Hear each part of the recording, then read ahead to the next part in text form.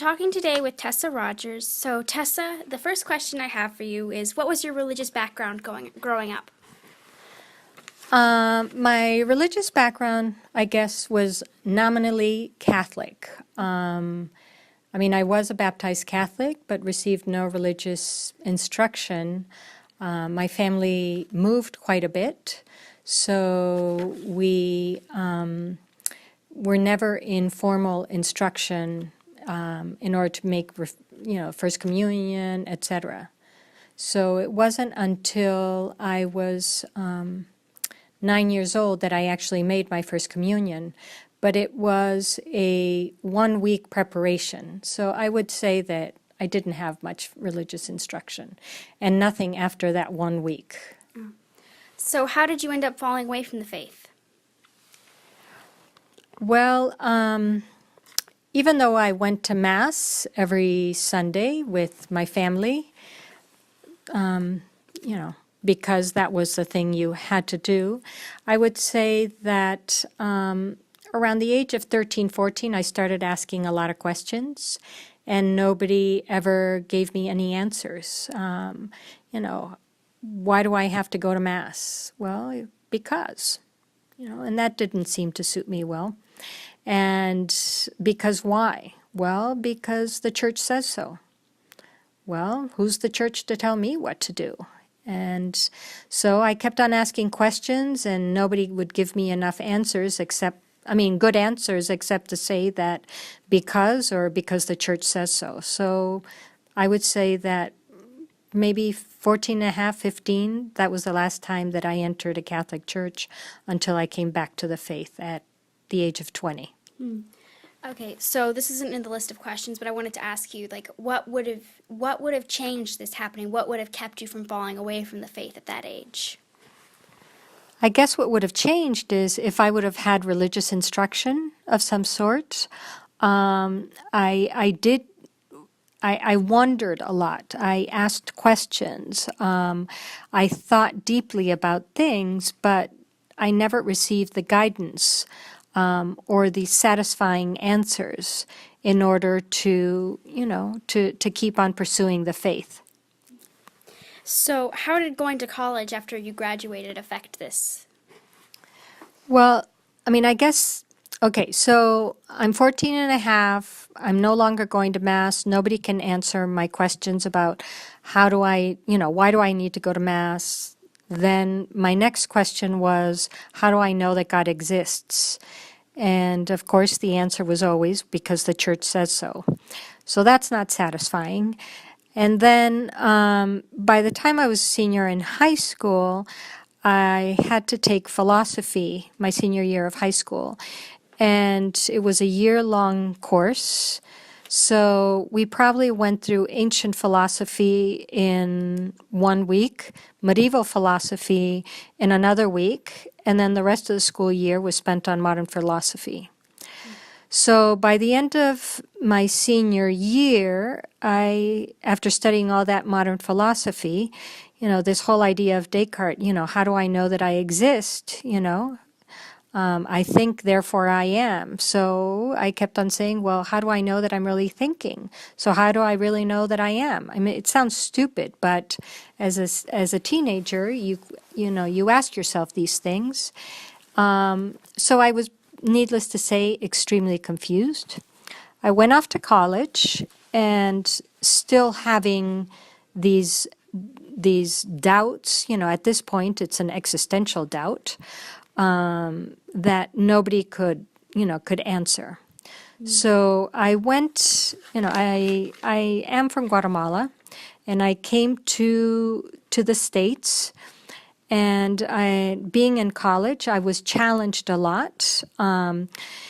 Deep down, I guess I had, very good, natural law was deeply ingrained in me, even though I doubted I even existed. But then I kept on seeing the dichotomy between good and evil. I know it doesn't make any sense, especially since I doubted I existed. So I kept on seeing, people's bad behavior on campus. And so I kept on wondering, I kept on questioning things. So the moral life on campus was not very good. So my cousins were actually going to college also in Boston. I was going to college about an hour and a half away from downtown Boston. So my cousins told me, you can't stay there on the weekends because, morally speaking, life was quite difficult. So I started going into Boston, and I stayed at the residence where they lived in Boston. The name of the residence is Bay Ridge Residence. It is a residence run by Opus Dei, and students live there from, that attend any of the 50 colleges and universities within the Boston area. So they invited me to go and spend my first weekend there, so I went there. And after dinner, there's a coffee hour, and people just sit around and talk. And they had told the director of the residence that I was very good, but not to talk to me because I was truly off the wall. My ideas were very messed up. But anyway, so she, thank God, didn't take heed to their proddings and, asked me if I had any questions. And I told her that I did, that my question was, I said, don't laugh, but I need to know whether or not I exist. And I said, you have to prove it to me that I exist. And she didn't laugh at me. She didn't look down on me. She just kind of smiled and said, can I do anything to prove to you? And I said, anything. Just do anything in order to prove to me that I exist. So she proceeded to roll up her sleeves, and I couldn't see it coming. And she said, I can do anything to prove to you that you exist. And I said, anything. And she continued rolling up her sleeves, and I still didn't see it coming. And she kept on asking me, I can do anything. And then I said, anything, but prove to me that I exist. And she proceeded to slap me across the face. And that was sort of like St. Paul being knocked off his horse, right? And that just, it was like an aha moment, duh, of course you exist, Tessa. That hurt. And it's not like I had never experienced pain in the past, but it was just, that's what God used. And I said, realize, well, of course you exist. So from there, as the months kept on going by and I kept on asking questions and those questions kept on being answered, and, going back I started spending every weekend there, and then going back onto campus, I kept on seeing, like situations that were morally wrong. And I kept on thinking, well, if there's so much evil in the world, there must be a God because there has to be justice. So I went from, doubting that I existed to realizing I existed, then doubting that God existed to realizing that there must be a God. And then little by little, I started coming back to the faith, going to Mass on Sundays, and that was the beginning. Okay, so how old were you when this happened? How old were you when you came back to Catholicism? I would say that I was 20 when I finally went to confession. Okay, so what caused you to end up going to confession? Was this your first confession, or what exactly? Well, so once I came back to the faith in the sense that I started believing in God and started going to Mass, I knew that the next step was I needed to go to confession. But since I had no religious instruction, I had no clue how to go to confession. And I really do not recall having gone to confession when I made my first communion.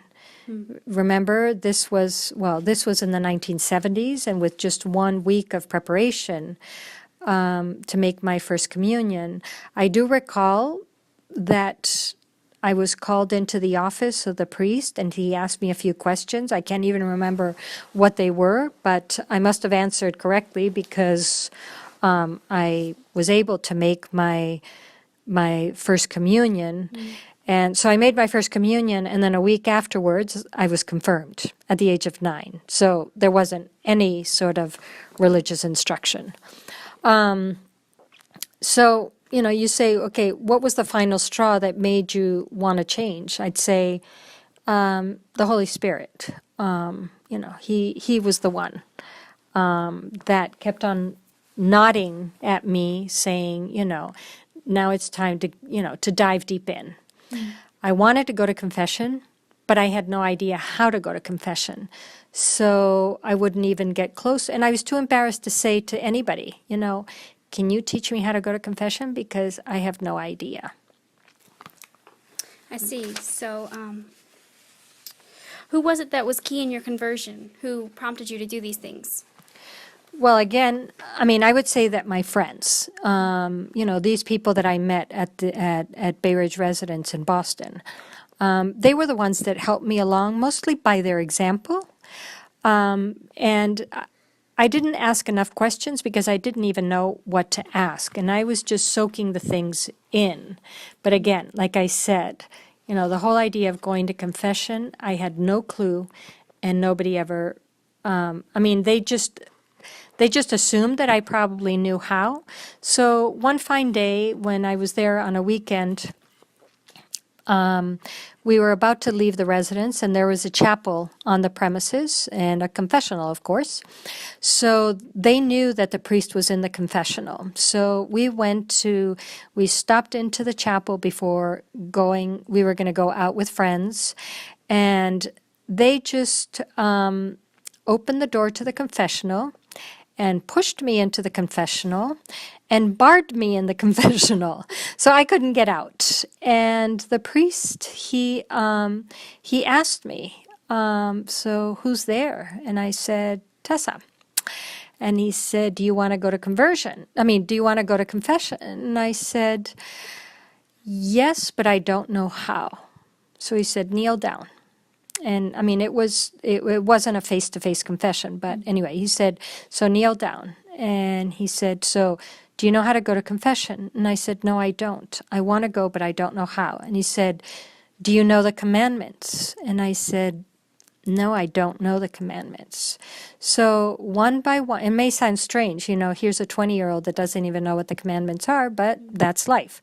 So he started going, okay, so the commandments, and he explained what the commandments were, and then he started, okay, so the first commandment is this, and it means this, this, this, this. Now, have you done this? Have you done this other? Have you thought this? Have you thought this other? Have you omitted this? Have you omitted this other? And like that, he started going through each one of the commandments until, we did all 10 of them. And he basically would explain and then would help me make an examination of conscience, and I would just answer his questions, and he'd move on to the next one. So when we got to the end, he just said, is that it? And I said, yeah, I don't know what else there would be. And then from there he said, okay, so why don't you make the act of contrition? And once again, I had no idea what an act of contrition was. And so he said, okay, repeat after me. And he would say parts of the act of contrition, and I would repeat after him. And then at the end, he told me what my penance was going to be, and he said, do you know that prayer? And it was a very small penance, considering I had been away from the church for, 6 years? But, I would say my whole life, because I was just going to Mass before that just because I had to, but wasn't really there. So anyway, he explained what the penance was, and he asked me if I knew that prayer. I said no, and so he, again, repeat after me, and he made the penance with me. and gave me some advice and just told me, come back next week, and I think it would be good to come back on a weekly basis. So that I did, and I started going back on a weekly basis. But anyway, after that one confession, it was like, that boulder that I was carrying on my shoulders was completely lifted up. And I'd say that that was really the turning point for my life. Okay, so how did Opus Dei play into your reversion to the faith, or almost a conversion? But you mentioned it a couple of times, like the place where you were staying. Like, how did that all play into the conversion? Well, I mean, first of all, it was a place where I could be open. I could pose questions. Nobody would laugh at me. I mean, people took me seriously. I'd get the answers to those questions. And I began to receive, religious instruction in the faith. And, those questions that I had, that sort of, I'm not going to say intranquility, but that restlessness that I had, a little bit like St. Augustine, that was a place where I could get the answers, where I could feel like people were interested in me as a person. And, I started receiving instruction in the faith, both, book instruction, but then practical ways to live my faith in the middle of the world, doing my ordinary things. I was studying art. And it just, it gave a whole new dimension to my studies, to my friendships, to life in general. All right, well, I think that's about all. Thank you very much. You're welcome. All